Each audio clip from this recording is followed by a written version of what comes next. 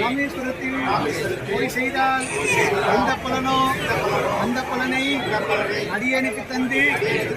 ரட்சித்தருளி நம்பர்லாம் கிழவிங்க கையில இருந்து பவித்திரத்தை கலத்தி பேசணும் வச்சிருந்தோம் எல்லாம் நாம் தட்டிடணும் அப்படி எதிர்ச்சிங்க கை தட்டிங்க அப்படியே கிழவிங்க அப்படி எந்திரிச்சுங்க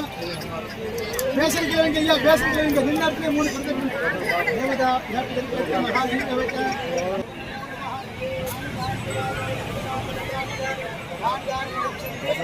தட்சிண பதே பதே